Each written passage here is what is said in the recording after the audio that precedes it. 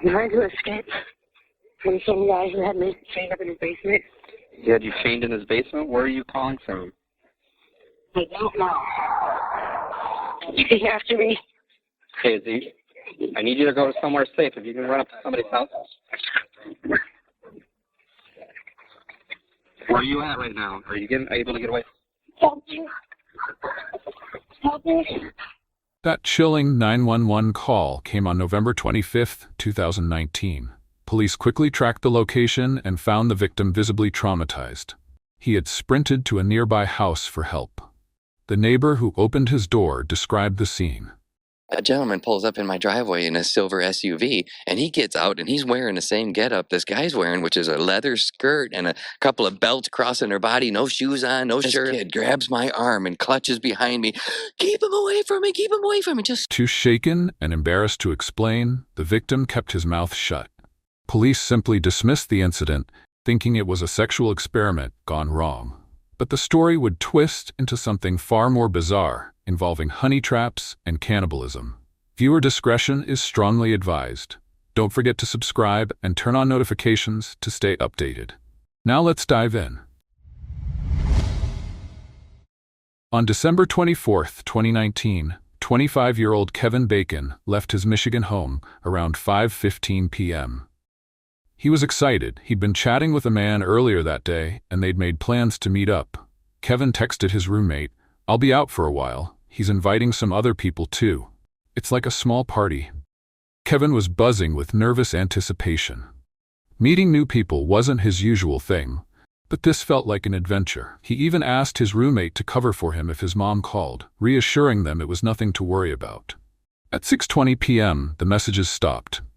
Kevin went silent. No texts, no calls, nothing. At first, no one panicked. Kevin had mentioned his plans and everyone figured he was just enjoying the evening. Maybe he'd turned off his phone to make a good impression. Maybe he will call the next morning. But the next morning was Christmas, and Kevin didn't show up for breakfast with his family. This was completely unlike him. When Kevin's friends told his parents everything they knew, their worry turned into fear. Something was wrong, terribly wrong. Kevin's parents immediately filed a missing persons report. But there was a huge problem. Kevin hadn't shared many details about his plans. No names, no specific locations. His phone had been turned off since the previous night, making it impossible to track his movements. Word of Kevin's disappearance spread quickly to his extended family who gathered at his parents' house. Kevin wasn't just any 25-year-old. He was a talented hairstylist known for his creativity and vibrant personality. His confidence and openness made him stand out, and his sudden silence was jarring. A family member said, "Kevin always cared so much about others. He used to talk about mental health, LGBTQ+ community, and sexual violence prevention. His passion was helping people." The police worked tirelessly to find him, starting with his call records. But there were no suspicious or unknown calls leading up to his disappearance. Whoever Kevin met must have communicated with him through other means. If it was a simple invitation, why all the secrecy? The next step was to review the neighborhood's CCTV footage. Kevin was last seen walking down the road and getting into his car, but after that, he vanished. The footage didn't show where he went, leaving investigators puzzled. However, the cameras gave them one crucial lead: Kevin's car. The vehicle was eventually found abandoned near Seymour and Miller Roads in Shiawassee County.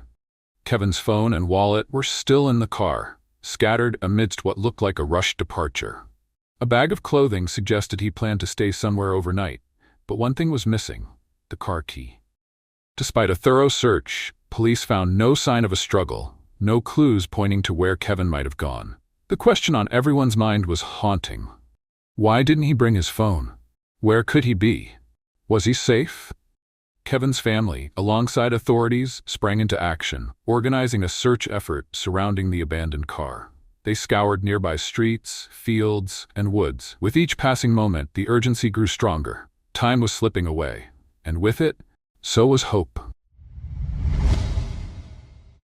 Authorities turned their focus to Kevin's phone, hoping it might hold the key to his disappearance.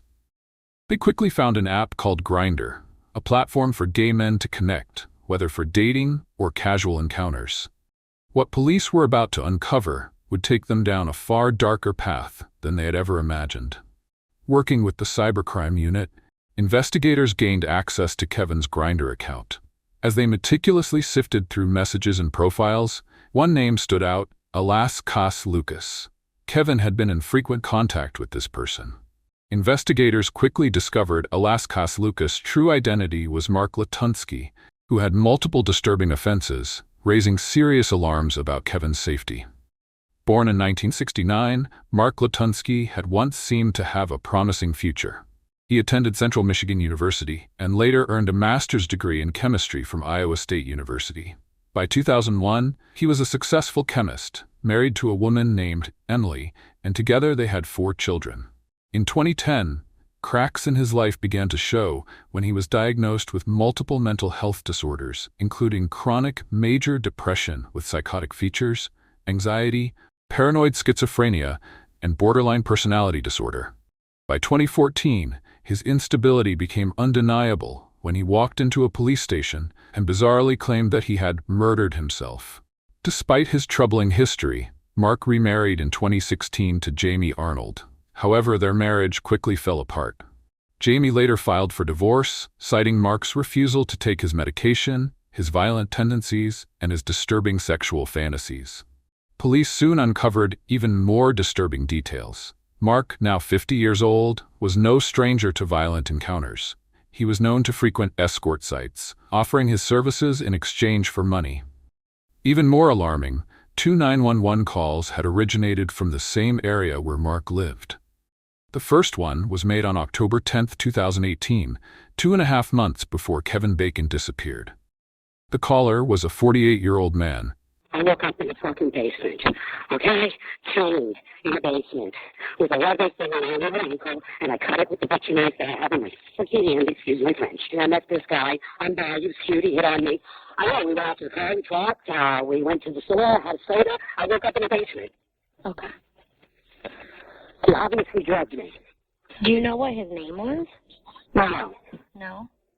And I don't want to pursue it. I want to go home. 6 weeks later, on November 25th, another distressing call came from the same area.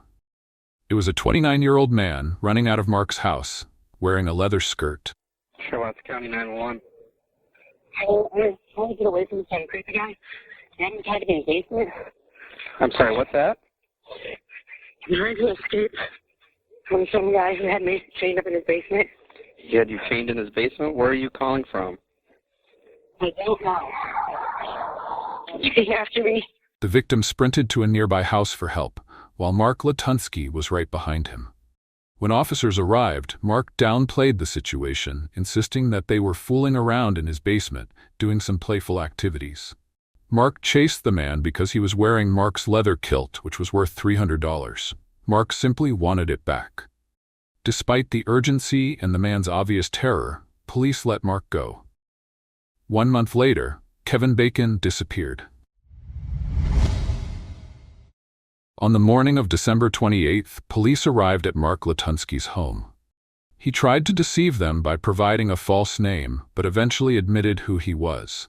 Police explained they were investigating Kevin Bacon's disappearance and presented a search warrant for his home. To their surprise, Mark was welcoming and even engaged in small talk. One officer recalled, Mark appeared very calm and collected, not nervous whatsoever. His Christmas tree was still up. We were talking about that. As officers searched the house, nothing seemed out of the ordinary at first. However, their attention was drawn to a locked door in the basement. Something about it felt off. They forced it open, and what they found inside was beyond their worst fears. A sickening smell filled the air as they stepped into the hidden room. Hanging from the ceiling by his ankles was Kevin's lifeless, naked body. His throat had been slit, and his back was covered in deep stab wounds. The brutality of the scene was overwhelming. But the worst discovery was yet to come. Kevin's body bore signs of unspeakable mutilation. His genitals had been removed, and beneath his body lay a dark, dried pool of blood. A grim testament to his final moments. In the eerie silence of that basement, the officers stood frozen, the weight of the horror sinking in.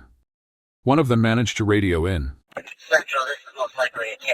We're going to treat it as homicide. Mark Latunsky was arrested on the spot. The nightmare they had uncovered was finally coming to light, but for Kevin's loved ones, the reality of his tragic fate was only beginning to set in. Mark was brought in for questioning, and as detectives began unraveling his twisted psyche, they were horrified by the dark, disturbing nature of his fantasies. However, they had no idea just how deep the darkness ran within the man sitting across from them. Is Mark David Latunsky. Okay. That is not my legal name. Oh, it isn't? No. That is a stolen identity. Mark David Latunsky was last, or at least the last record that I have of Mark David Latunsky was 1972. So what is the name that you prefer, that you use? My name is Edgar Thomas Hill. At this point, Mark, now claiming to be Edgar Thomas Hill, insisted that Mark Latunsky had been a stolen identity. His erratic statements, coupled with a history of delusions and hallucinations, pointed to clear signs of schizophrenia. His ex-wife revealed that it began after his father's stroke, a traumatic event that left a lasting impact on him. Since then, Mark had convinced himself of bizarre fantasies, even believing that he was his mother's brother, and his family had hidden his true identity to steal his inheritance. These delusions forced investigators to adapt their approach. They focus on the legal consequences he would face. If Mark was declared not guilty by reason of insanity, he could avoid prison and be sent to a psychiatric facility. Investigators needed to determine his mental state at the time of the crime. When asked what he did for a living, Mark admitted he just massages. Man can't guarantee sex. But you want to spend your time with me, boom, here's your price, and I'll have a good time with it. I charge $200 an hour, $1,500 a day. Mark was proud of his job, saying, "I'm doing it for honest money." His bizarre story took another strange turn when he claimed he belonged to a royal family, alleging that his identity had been hidden from him for years. His mother had died on the very day he would have come of age and discovered the truth about his lineage. But when detectives asked, "If you truly believe you're royalty, why do you need to work?" Mark shut up. Detectives suspected whether he was fabricating his condition to avoid accountability or if his mind was truly fractured beyond repair. When investigators confronted Mark with evidence of his interactions with Kevin, his demeanor changed. Mark claimed Kevin had willingly agreed to everything, even to his death. After we sat and made an agreement about what was going to happen, we made the agreement, and he was supposed to disappear, be gone. Mark insisted that his actions were part of a pre-arranged plan, something he and Kevin had discussed in great detail. He was trying to help Kevin in a way that would make it easier for his loved ones. However, his version of events was filled with contradictions and delusions. We met, physically met, in Swartz Creek. And he said, "You know what, can I text a friend and say, you know what, I'm just gonna be out, and you know, whatever we blabbered about." And he says, "Okay, now that I've sent it, I'm gonna turn my phone off." Okay. That was all at the parking lot? That was all still in the parking lot. Okay. Do you know what store? Is it parking lot? No, it was just a parking lot there on Grand River not Grand River, Miller Road in Swartz Creek. When asked about his vehicle, Mark identified it as a Hyundai Santa Fe. He claimed Kevin voluntarily got in, sat in the back, and prepared himself for what was about to happen. Mark claimed that Kevin had confided in him about his struggles with depression and thoughts of self-harm.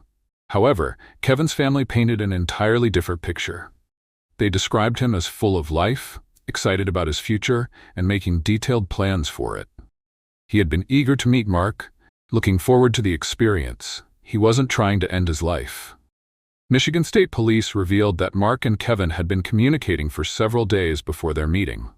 Their conversations involved shared interests in erotic activities. Kevin had one specific request. He wanted Mark to keep him safe during their encounter and to ensure he got home safely. Mark had agreed, but his actions would prove otherwise. In a matter-of-fact tone, Mark described the events leading to Kevin's gruesome end. I could slit his throat.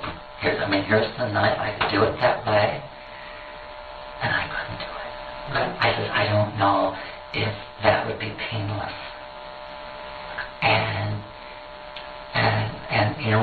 we debated it, all of the different ways that I said, I have a sword upstairs, but it's dull. It wouldn't work. I was afraid I would hurt it. And he said, and I did. And he says, I'm on the back side because he's laying on the floor, and it would be across the room, and he had his head facing it would be the east wall. There was a fair amount of blood. Of course, it was a matter of doing what I needed to do to complete what I told him I would do. Turn him into something that would produce life. And that's what I was in the process of doing. Where is that knife now? It is upstairs because I cleaned it off. When detectives asked about the murder weapon, Mark calmly described it as a hunter's knife, with a black blade, a black and gray handle. What made the situation even more disturbing was Mark's casual approach to the entire event. He spoke as if he were describing a complicated physics project, discussing the logistics of the act with an unsettling level of detail. Despite his claims that Kevin had persuaded him to assist in ending his life, one crucial question lingered. Kevin was stabbed in his spinal cord, which was extremely painful. Why would he choose such a slow and excruciating method if he truly wanted a painless death? Mark explained that after Kevin was unconscious, he tried to speed things up to end his suffering. Mark said, "I knew the stabbing wasn't enough, so I slit his throat and hung him by his feet. That way, the blood would drain faster." However, the most chilling revelation came when Mark described the moment he decided to make use of Kevin's body. I was going to eat part of him, and I did. It was the new moon, and honoring my word to what I thought I would do. Was that his wishes? Is that the main reason why you did it? It was the discussion. It's like wherever, whatever is consumable is consumable. Sure. I said, I will eat you, and he says, okay, because part of my culture is that if you have an honorable death, then you have to tell somebody before you pass 3 houses. Detectives allowed Mark to recount the details leading up to Kevin's murder, without interrupting or steering the conversation, ensuring that his confession wouldn't be seen as coerced. But what Mark revealed went beyond their worst fears. It was no longer just a murder case. It was cannibalism. However, Mark spoke with a bizarre sense of justification, believing that his actions were permissible under American law. This raised a critical question. Was Mark legally insane at the time of the crime? Legally speaking, if a person suffers from a severe mental disorder and cannot comprehend the wrongfulness of their actions, they could be found not guilty by reason of insanity. And from the way Mark spoke, investigators feared he might fit that profile. Mark continued his chilling narrative, describing how he and Kevin had spent the night in the basement, engaging in what he called their unconventional activities. Mark revealed how he had brought out chains and ropes, restraining Kevin in what he claimed was a consensual act. The ropes, which were originally used for other suspensions, immediately caught the investigators' attention. They asked if the ropes had been set up specifically for Kevin. Did you just put the ropes up for Kevin Bacon, or had they been there for a couple of weeks before Kevin Bacon? No, they had never, those were all done that night, and in fact, before he got there, that rope, we tailored it for some of the stuff that we were doing, is that the ropes as you saw them today, all of that, because I've been working with it for the past couple of days to, whenever I can to try to get everything. I was just trying to get everything right so that I could. It was clear that Mark had meticulously prepared for what he claimed was Kevin's request. Detectives continued to press Mark on his macabre plans for Kevin's remains. So when you were talking about what Kevin wanted and you were going to potentially use his bones for tulips, where were you planning on putting his bones, I guess? I don't understand. Talking like, where were you going to plant that stuff? Actually, he wanted me to get